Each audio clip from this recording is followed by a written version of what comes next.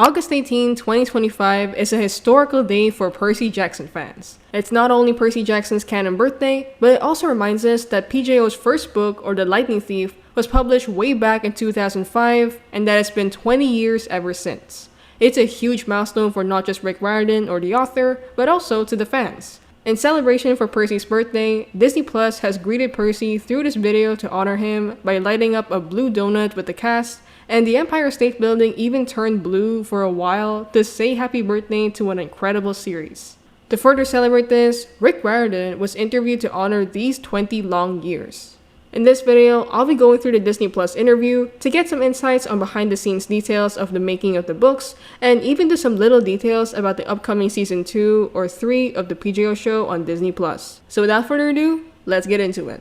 Rick was interviewed by Disney Plus, and it started off with talking about how Rick came up with the first ever Riordanverse book, The Lightning Thief. If you're a longtime fan like me, then you would have known that Rick came up with this book idea around 2002 when his son Haley Riordan was diagnosed with ADHD and dyslexia. Haley was struggling academically, and to cheer his son up, Rick made a Greek myth wherein ADHD and dyslexia were actually signs that Haley could be a demigod. This is pretty much why our main character, Percy Jackson, has ADHD and dyslexia, as Percy's story was used to help Haley cope with his conditions in school. Rick then started talking about this character named Percy Jackson to Haley, and Haley told him to write all the ideas down, which eventually became The Lightning Thief. The conversation then shifts to Rick as a teacher. Rick explains how he and his wife Becky lived in San Francisco Bay, which is a cool detail because in the Trials of Apollo and the Heroes of Olympus, we learn that Camp Jupiter is nearby San Francisco. So Rick clearly knows the place, and he probably thought, yeah, Camp Jupiter should definitely be there.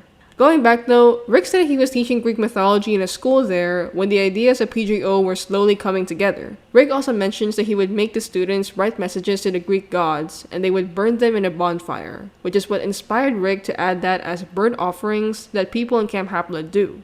Speaking of other origin stories for the PJO series, Rick goes on about his early drafts for the books. He admits that his first draft was pretty much ad-lib because he was making the story along with Haley, and it took him 3 nights to tell his son the whole story. Rick also mentions that Haley is now 30 years old and a learning difference accommodation expert in a university, which is honestly so sweet. From this, Rick started talking about how the Lightning Thief manuscript was given to his students to read, and surprisingly, the original title was actually Son of the Sea God, until a student told Rick that it revealed too much of the plot, which, thank goodness for that, because that would have spoiled a pretty important scene in the book. From this conversation, Rick was asked if he had a favorite god or myth, and Rick admitted that he loved a lot of myths, but that his most favorite one is Orpheus and Eurydice. That kind of woke up the inner mythology nerd in me, because I instantly agreed. Orpheus and Eurydice is a classic Greek story that talks about a guy named Orpheus. Orpheus' wife Eurydice died, and he couldn't accept her death, which is why he went to the underworld and demanded the literal god of the underworld Hades to bring her back to life. Hades agreed, but only in one condition. Orpheus would walk out of the underworld, but he had to trust that Eurydice was right behind him.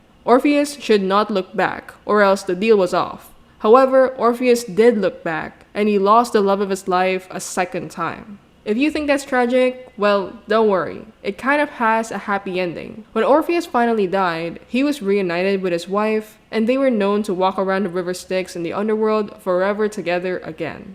I was kind of surprised that Rick liked this myth the most, because he never actually used this myth in any of the books so far, which is insane, and he also recognized this.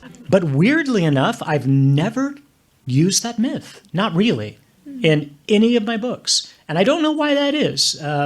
Whether it just feels like it's too close to me or whether I just didn't feel like I could do it right. I'm not sure. But that is my favorite. And I think that's still the answer. So if you want a good one, go see Hadestown. That's my best advice. The next question Rick gets is pretty interesting. One thing that makes Percy and the whole world so impactful that you've created is that you were able to bring in marginalized voices and give them power. What was that like? Was that a conscious choice that you made from the onset, or was that something that kind of evolved over time? In response, Rick explained how it was a mix of both, because the book did start out as a way to help his son cope with ADHD and dyslexia in school, and Rick always tried to be open to his students when he was a teacher, no matter what difference each student had. So, in Rick's words, Percy Jackson at its core was about representation. He also admits that he had no idea that PJO was going to take off like it is now, and that he wanted people to see their universe as a place to feel safe and valued. This goes back to all of the diverse representation we see in the Riordanverse. From the LGBTQ+ community, to different ethnicities, and to even different pantheons, Rick has strived to make a more welcoming space in his books for readers to connect with. After this, Rick gets asked about how he came up with Percy's voice. Rick admits that Percy's voice is pretty much his voice as well as his sons and students. He also explained that he got Percy's personality from his experience teaching in middle school, and that he decided to mix humor and action that kept readers wanting for more. So ultimately, Percy is that voice talking to Rick when he's back in the classroom talking to his students. At this point, the interviewer Lisa Cabello from Disney Plus started checking the crowd for fans of Annabeth, Grover, Nico, and Luke. All of them got fan cheers, but Nico's was clearly the loudest one, which is hilarious but honestly completely valid. Nico. Speaking of Nico, Rick went on to admit that Nico was a tough character to write. He explains how it was because Nico was young and how painful Nico's journey turned out to be, which is very true. Nico pretty much went through hell and back, and I mean that both figuratively and literally because Nico did go through hell twice and survived. Rick admits that he tried his best to be gentle with Nico's character, and he tried to truly understand who Nico was as a person. Rick also said that he was so glad that Nico resonated with the audience, and that's pretty evident with the Nico fan screams earlier. From this, the conversation continues about how multi-generational Percy Jackson is, as it stood the test of time for 20 years, and Rick goes on to say that he hopes that these books help people see themselves in the characters. Rick was then asked if there was anything that he was proud of after 20 years of writing these books, and Rick admitted that he never thought of it that way. He even joked that he sometimes regretted how he wrote some scenes, but he was glad that he got through it. Interestingly, he also said that the books didn't feel like his anymore because they belonged to all of us. Today, everyone has their own takes, experiences, and opinions on these books, and Rick finds that absolutely beautiful. From this point, Rick explains how he always loved expanding the Riordanverse, as seen when he made the Heroes of Olympus, the King Chronicles, and even Magnus Chase. Also, Rick mentioned that he had a soft spot for Magnus Chase because it reminded him of his life in Boston when he wrote the series. From the books, the interview shifted to the TV show. Rick went on about his experience working on set and how much work had to be done behind the scenes just to produce a TV show. He says that it took a lot of dedication to make the show happen and that he's glad it was all worth it. The conversation then shifts to season 2 of the PJO series, which will come out this December 10. About this, Rick said he wanted to share some photos he had from set, but that he wasn't allowed to do so yet. So instead, he decided to tease the season a bit more. He explains how the show made their own iron ships, which is most probably for Clarice LaRue's or Lucas Stellan's ships. He even mentioned how there was artillery practice for a scene, and that's absolutely insane, but honestly really cool. I don't really know what scene that would be for, so I guess you have to wait and see. It then moves on to Rick's experiences when casting Walker, Leah, and Aryan, or the actors who played Percy, Annabeth, and Grover respectively. Rick expressed how lucky they were with the trio because they were incredible, talented, and heavily supported by their families. Rick also mentioned Walker Scobell, or Percy's actor in particular. Rick joked that Walker knew the books better than he did, and he expressed how much he loved how similar Walker was to Percy. Rick did the same thing for Leah Sava Jeffries, or Annabeth's actress, who was an incredible child of Athena, just like her character. Rick tells a story that had Leah ask Rick about Annabeth's family and personal life, and Rick loved it because it was very on character for Annabeth to do that. Rick also went on to praise Aryan Simhadri, or Grover's actor, as well. Rick called Aryan a sweetheart and how Aryan was the best friend you could have, which is very on point for Grover.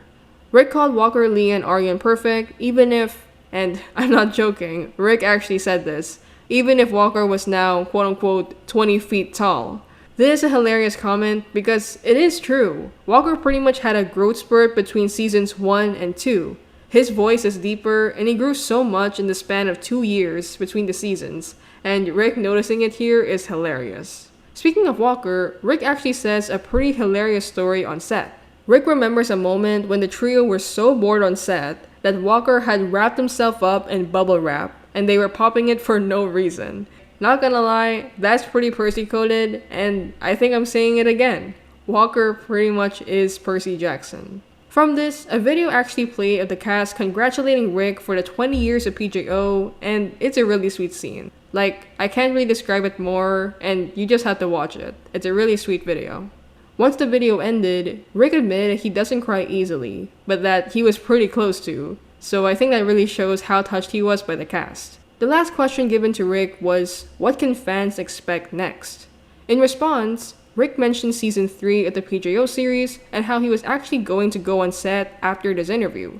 This might be why just recently we got this cool photo of director chairs. One was for Rick and the other is Clarice LaRue. Clarice has been a huge part of season 2, and this because The Sea of Monsters is pretty much a Clarice book, as it explores her character and adds more depth to her for future books. Going back to the interview though, Rick talks about season 3 and said how he actually saw the first round of dailies with shots of Nico and Bianca, Westover Hall, Dr. Thorne, Thalia and Percy, and pretty much the first part of the Titan's Curse. It made me so happy just hearing him say all that, and in terms of future books, The Core of the Dead, or the sequel to The Sun and the Star, is set to come out on September 23, which is already next month. This new book follows Nico D'Angelo and his boyfriend Will Solas as they get into a quest with Nico's half-sister Hazel Levesque. Like The Sun and the Star, Rick will also be writing The Core of the Dead with Mark Oshiro, and Rick actually talked about Mark in this interview. Rick actually contrasted their writing styles. He described Mark's writing as something emotional and poetic, while Rick is more plot-oriented and fast-paced. When asked about writing for the Disney Plus show, Rick discusses how different screenwriting is compared to novel writing, and how much of a shift it was for him, especially because of the budget constraints he had in mind. A Q&A session happens after this, and I'm not going to go over every question because it's going to make this video longer, so you can check out the actual interview if you want more info.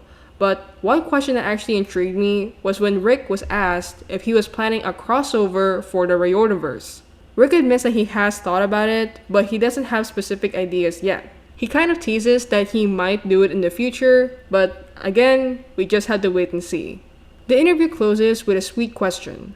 Lisa asks Rick about what has Percy given him, and Rick reveals that Percy will always be a part of his life, and that he still feels like a teacher, but with a million fans as students. And that's how the interview ends. So at this point, I just want to share some more breaking news on season 3 of the PJO series on Disney+. Just recently, we had the casting announcement for Artemis, or the Goddess of the Hunt, and Zoe Nightshade, or the Lieutenant of the Hunters of Artemis. I'll be going through these two actresses to give some background on them, and let's start with Artemis. Artemis will be played by Daphne Keane, and she's a British-Spanish actress. She made her debut as a child actress for The Refugees, and she's credited for 7 past film projects, along with 4 upcoming ones.